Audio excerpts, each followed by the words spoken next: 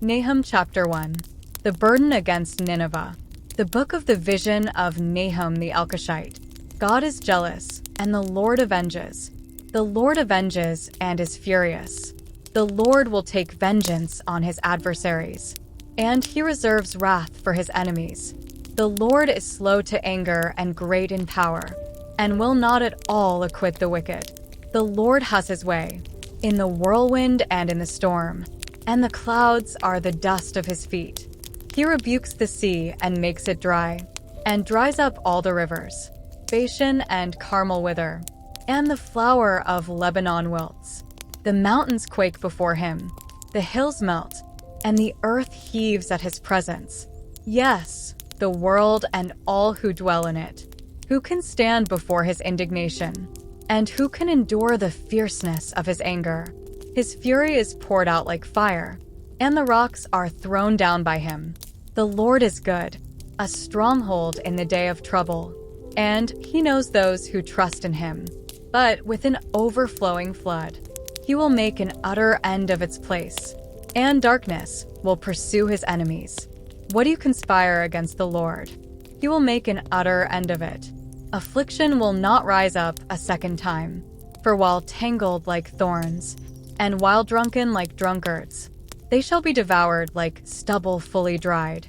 From you comes forth one who plots evil against the Lord, a wicked counselor. Thus says the Lord, though they are safe and likewise many, yet in this manner they will be cut down when he passes through. Though I have afflicted you, I will afflict you no more. For now I will break off his yoke from you, and burst your bonds apart. The Lord has given a command concerning you. Your name shall be perpetuated no longer. Out of the house of your gods, I will cut off the carved image and the molded image. I will dig your grave, for you are vile. Behold, on the mountains, the feet of him who brings good tidings, who proclaims peace. O Judah, keep your appointed feasts. Perform your vows, for the wicked one shall no more pass through you. He is utterly cut off. Nahum chapter 2. He who scatters has come up before your face.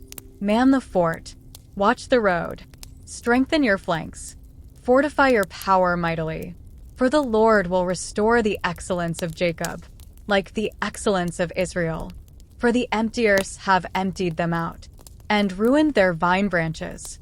The shields of his mighty men are made red. The valiant men are in scarlet. The chariots come with flaming torches in the day of his preparation, and the spears are brandished. The chariots rage in the streets. They jostle one another in the broad roads. They seem like torches. They run like lightning. He remembers his nobles. They stumble in their walk. They make haste to her walls. And the defense is prepared. The gates of the rivers are opened, and the palace is dissolved. It is decreed, she shall be led away captive. She shall be brought up, and her maidservants shall lead her as with the voice of doves, beating their breasts. Though Nineveh of old was like a pool of water, now they flee away. Halt! Halt, they cry, but no one turns back. Take spoil of silver, take spoil of gold. There is no end of treasure, or wealth of every desirable prize. She is empty, desolate, and waste. The heart melts, and the knees shake. Much pain is in every side, and all their faces are drained of color. Where is the dwelling of the lions, and the feeding place of the young lions? Where the lion walked, the lioness and lion's cub, and no one made them afraid?